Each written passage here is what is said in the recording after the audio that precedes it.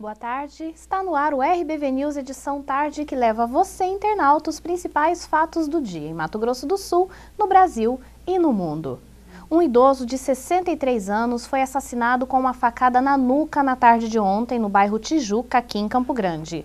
José Amaro da Silva era proprietário de várias casas de aluguel no bairro e, de acordo com testemunhas, ele mantinha uma convivência difícil com seus inquilinos, entre eles um homem identificado apenas como Rocha, de aproximadamente 40 anos de idade, apontado como autor da facada. Rocha, que era inquilino da vítima, havia discutido com José Amaro na manhã de domingo e no início da tarde retornou ao conjunto de casas onde ambos moravam e ainda na calçada esfaqueou o idoso na nuca. José Amaro chegou a se arrastar até o portão e pedir socorro a um outro inquilino. Rocha fugiu e o caso foi registrado na DEPAC Piratininga. E continua internado na Santa Casa de Campo Grande o menino de 4 anos abusado sexualmente e espancado pelo padrasto. O caso veio à tona na semana passada. Hoje, completam 20 dias que a criança está no hospital e a família solicitou que não seja divulgado o estado de saúde dele. Apesar da proibição, na semana passada, os médicos já vinham sinalizando melhoras no quadro de saúde do garoto. A criança foi levada ao pronto-socorro do hospital, melhor dizendo, no último dia 23 de outubro, com desidratação e febre. Após os primeiros procedimentos, foram constatadas fraturas no diafragma e costela, além de perfuração nos tímpanos, lesões no fígado e demais órgãos internos decorrentes de agressões físicas. O padrasto do menino, o músico André Luiz de Barros Ortiz, continua preso. Não deixar que crimes hediondos caiam no esquecimento e que seus autores fiquem em liberdade. Com esse propósito, a OAB Seccional de Mato Grosso do Sul promoveu um debate na manhã de hoje em Campo Grande, reunindo familiares de vítimas e políticos que discutiram uma ampla reforma no Código Penal. A dor de perder um filho em um ato de extrema brutalidade transformou a raiva e o sentimento de vazio em luta para que nenhuma família brasileira passe pela situação de ver os assassinos de algum parente ou amigo soltos. Esta é a luta da deputada federal Keiko Ota, que perdeu seu filho, Ives Ota, aos 8 anos de idade, quando ele foi sequestrado em sua própria casa pelos seguranças da loja de seu pai. O crime culminou com o assassinato de Ives com 2 tiros no rosto. Na época, Keiko não era deputada. Agora que ocupa uma cadeira no Legislativo, luta pela reforma do Código Penal. O que nós queremos é sensibilizar os senadores, porque esse processo do Código Penal eu participei e teve muitos avanços, mas reprimir crimes contra a vida, que nós precisamos lutar, que a nossa bandeira é que não teve nenhum avanço.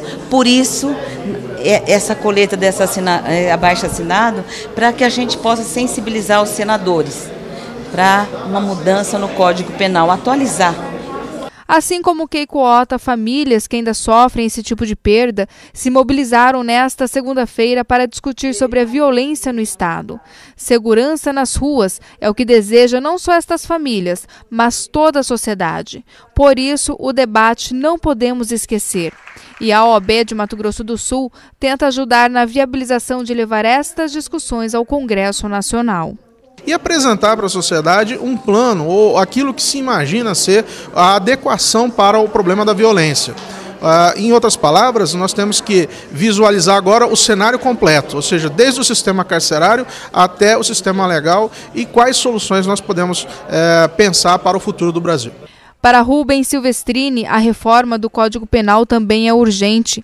Ele teve o filho Breno assassinado em agosto deste ano em Campo Grande, durante o roubo da caminhonete em que estava com o colega Leonardo Fernandes. A quadrilha responsável pelo crime está presa, mas Rubens defende que as pessoas que cometem crimes hediondos cumpram a pena em sua totalidade. É um trabalho que vem sendo feito para auxiliar a deputada federal Keiko Ota, que passou pela mesma tragédia que as nossas famílias estão passando. Nós estamos imbuídos, nós estamos trabalhando para que essas mudanças no Código Penal ocorram logo. Hoje a violência está correndo solto no Brasil, a gente tem acompanhado o caso de São Paulo, todas as noites a bandidagem está cometendo crimes bárbaros.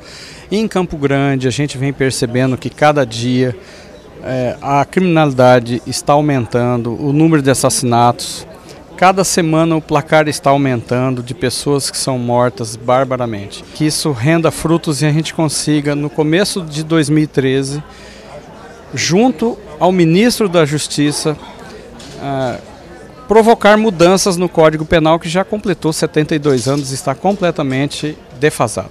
A delegada Maria Souza Cano diz que sem a reforma do Código, a sensação de impunidade, de injustiça que a sociedade tanto reclama vai continuar, já que, segundo ela, a polícia executa as prisões. No entanto, a lei, com suas brechas, acaba soltando os assassinos.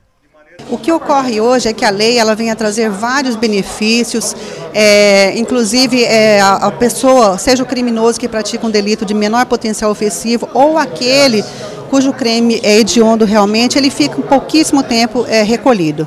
Porque esses benefícios todos que são oferecidos a ele faz com que a própria sociedade ela tenha em mente a sensação de impunidade, onde ela vê logo após a prática de um delito grave, às vezes que ocorre, o próprio autor passeando nas ruas e o pior, às vezes a cometer outros crimes. Então ela tem a sensação de que a polícia não faz nada, mas na realidade a polícia faz e muito, efetua várias prisões, identifica vários autores, mas a nossa lei ela deve ser mudada o mais urgentemente possível. E o prefeito eleito de Campo Grande, Alcides Bernal, concedeu uma coletiva para anunciar a sua equipe de transição. Quanto ao seu secretariado, ele preferiu manter segredo no momento. No final da manhã desta segunda-feira, o prefeito eleito de Campo Grande, Alcides Bernal, realizou sua primeira entrevista coletiva após as eleições. O objetivo da reunião foi apresentar sua equipe de transição. Para compor a denominada Comissão de Transição, Bernal convidou o cientista político e consultor executivo do PP Nacional, José Luciano de Matos Dias, que presidirá o grupo, e ainda o engenheiro Francisco Fausto Mato Grosso e o fiscal de rendas Vanderlei Benhur da Silva. Colaboram ainda com processos integrantes da subcomissão formada pelo promotor de justiça aposentado Ulisses Duarte e o administrador Ricardo Balocchi. De acordo com o prefeito, a comissão cuidará de questões de interesse público e alguns temas principais foram definidos. Outra preocupação é com relação à saúde pública no nosso município. O problema é grave, é sério, estamos em período de chuvas, né? E a dengue já foi um problema seríssimo e pode voltar a ser. A nossa proposta é de fazer com que os serviços funcionem, as licitações obedeçam critérios legais e morais e nós vamos buscar o melhor para Campo Grande. A partir do dia 1º de janeiro estaremos tomando as providências necessárias para que esses requisitos sejam respeitados. Quanto às secretarias, Bernal manteve a discrição e declarou que no momento certo discutirá o assunto. Contudo, declarou que irá adotar as propostas sugeridas pelos aliados de campanha e descartou a possibilidade de aproximação com o PMDB.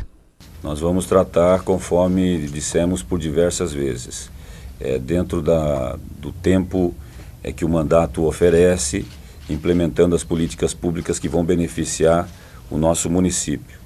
Os partidos foram ouvidos na campanha eleitoral, apresentaram as suas propostas, nós apresentamos e registramos o nosso programa de governo junto ao Tribunal Regional Eleitoral e certamente as propostas serão devidamente cumpridas.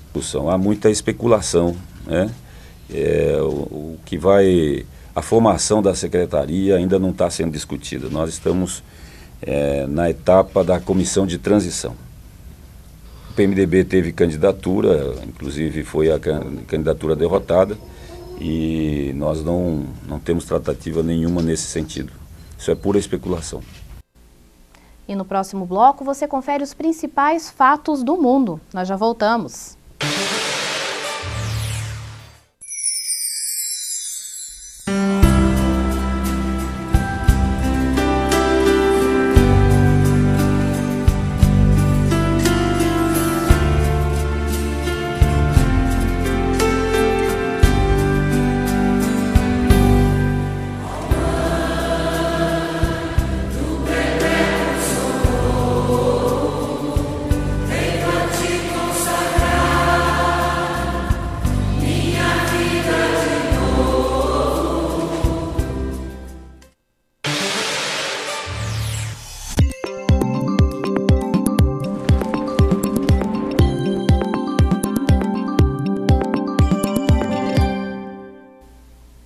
E agora as informações do tempo. A terça-feira será de sol com muitas nuvens durante o dia. Haverá períodos de nublado com chuva a qualquer hora do dia em Campo Grande.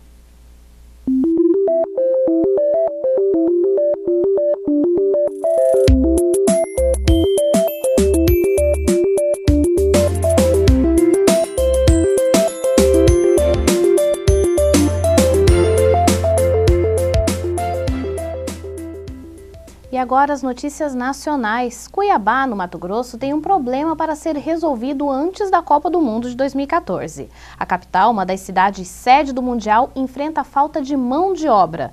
Pelo menos 1.000 vagas ainda estão abertas na construção civil. Hoje, cerca de 2.000 trabalhadores atuam na construção dos itens que preparam a cidade para o maior acontecimento esportivo do mundo. Mas o setor que representa desenvolvimento para o Estado atualmente enfrenta um dilema: a falta de mão de obra. Nas inúmeras frentes de trabalho da Arena Pantanal e do corredor do VLT, veículo leve sob trilhos, o ritmo de trabalho está comprometido. Para completar o time que está no canteiro de obras, faltam profissionais como servente de pedreiro, pintor, eletricista, carpinteiro, até armador e engenheiro civil. Ao todo são quase 1.000 vagas. A contratação com carteira assinada é imediata. Isso significa que até que a bola entre em campo na Copa 2014, o que está em jogo neste momento é o cronograma das obras. As empresas estão buscando em outros estados trazer essa mão de obra para suprir essa necessidade. Então hoje existe uma demanda em torno de quase 1.000 vagas para ser preenchidas. E a subcomissão do leite da Câmara Federal, ligada à Comissão de Agricultura, foi criada no ano passado para elaborar uma política nacional para o setor. Depois de percorrer os estados ouvindo produtores, a indústria, governos e especialistas, a subcomissão realizou a primeira Conferência Nacional do Leite para consolidar as propostas. O Brasil é o terceiro maior produtor mundial de leite. São 32 bilhões de litros por ano. Por trás do produto essencial na alimentação dos brasileiros de todas as idades, mais de 1 milhão de pequenos produtores. 80% do leite brasileiro é produzido pela agricultura familiar em todos os estados do país. Uma produção desorganizada, pouco especializada e com problemas históricos, como a baixa produtividade, o alto custo dos insumos e um produtor que chega a receber pelo litro de leite menos do que investiu para custear a produção. O setor acaba vivendo de crise após crise. Quando começa a melhorar um pouquinho, cai o preço, fica abaixo do preço de custo, produtores são penalizados, indústrias também. Importação de produto quando nós temos capacidade até de exportar. Em conferências nos estados e em um encontro nacional em Brasília, a subcomissão do leite da Câmara reuniu produtores, pesquisadores, cooperativas, indústria e governos. O resultado deste debate foi a proposta de uma política nacional do leite, que garanta a infraestrutura para o produtor, regule o preço do produto no mercado interno e controle a importação de leite vinda de outros países da América do Sul, leite que compete com o produto nacional. Os ministros da Agricultura e do Desenvolvimento Agrário foram à conferência para receber a proposta da subcomissão. Nós vamos pegar esse documento, obviamente, passar para a nossa equipe técnica, né, analisá-lo com toda a atenção devida. Desde já nos comprometemos a receber em audiência lá no Ministério, né, para discutirmos encaminhamentos, as questões aqui e o que a gente pode avançar para o setor. Eu ainda percebo que nós, infelizmente, nesse país, temos uma política de crédito maravilhosa, mas uma política agrícola a ser construída. A regulação do preço quer acabar com a distorção que penaliza os produtores e equilibrar investimentos e lucro em toda a cadeia produtiva. Para o setor voltar a crescer, e para o setor voltar a crescer, o produtor tem que ter renda nessa atividade. A indústria tem que ter sua margem de lucro, porque senão não cresce. Então, o documento é um documento em que se teve preocupação não de um elo da cadeia avançar mais do que o outro, mas que todos os elos da cadeia possam avançar, porque só assim nós vamos crescer. Agora nós vamos apresentar nossa demanda ao governo. O governo agora não vai dizer que não ouviu o produtor, que toda a demanda dos produtores estão apresentadas nesse documento. Para o relator da subcomissão do leite, com o apoio de pesquisa e a convergência de toda a cadeia produtiva no sentido único, o Brasil pode se tornar o maior produtor de leite do mundo. A expectativa é que, se o Brasil conseguir apropriar a pesquisa que a Embrapa tem com extensão rural, nós vamos acabar sendo o segundo ou primeiro do mundo em 5 anos. E ainda na Câmara Federal, a Comissão de Finanças e Tributação realizou audiência pública para discutir o projeto que isenta o material escolar nacional de pagar impostos e contribuições. A proposta em discussão na Câmara barateia o material escolar fabricado e vendido no Brasil. Atualmente, por falta da competitividade da indústria nacional, todos os apontadores e tesouras escolares vendidos no país são importados. Segundo a Receita Federal, a renúncia fiscal prevista no projeto precisa ser recalculada. O projeto de lei 6705, que advém do Senado Federal, propõe a isenção de PIS e de COFINS para a cadeia produtiva do material escolar. Há, evidentemente, um benefício para milhões de estudantes que podem adquirir material de melhor qualidade a preço mais acessível. No momento em que o país tem concedido isenção para tantos outros produtos, como automóveis e linha branca, etc.,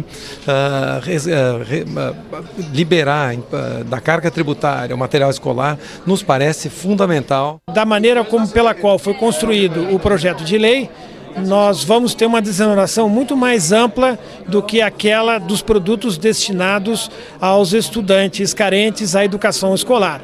Isso evidencia que esse estudo do impacto de renúncia que será apresentado ao deputado provavelmente vai ser maior do que o setor, num primeiro momento, estava estimando.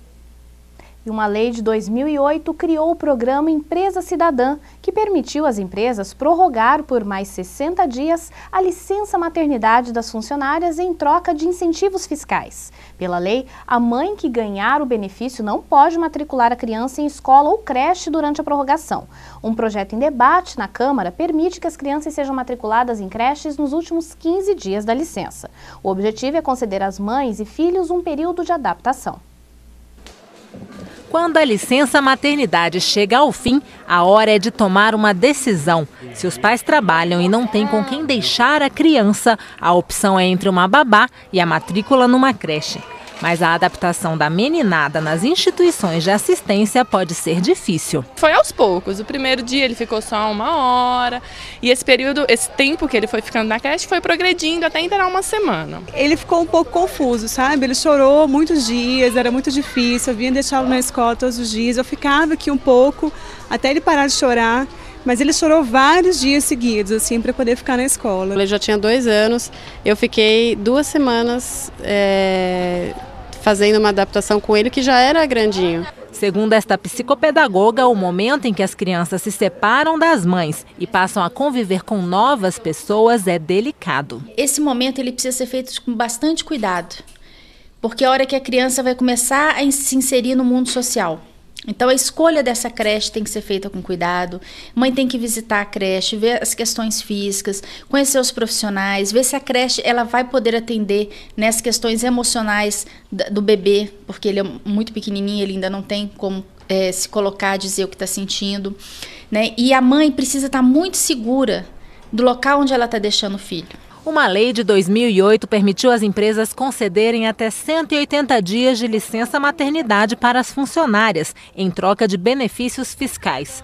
Mas a mesma lei proibiu que as mães colocassem os filhos em creche durante esses 2 meses a mais. Um projeto em análise na Câmara muda a lei e permite que nos últimos 15 dias de licença as mães coloquem os filhos em creches ou escolas para garantir esse período de adaptação. É bom para a mãe. E é bom para a criança. Todas nós que somos mães sabemos que essa adaptação é fundamental, porque é muito difícil para nós e para a criança mudarmos a ambiência dessa criança sem que haja esse período de adaptação e que a mãe possa permanecer um determinado horário na creche. Tudo que pudesse fazer para proteger melhor a criança, para manter a relação por mais tempo emocional da mãe com o bebê ou da mãe com a criança pequena, ajuda muito no desenvolvimento das competências, das diversas formas de inteligência da criança. O RBV News edição tarde fica por aqui. Nós voltamos amanhã a partir das 11 horas da manhã. Boa noite.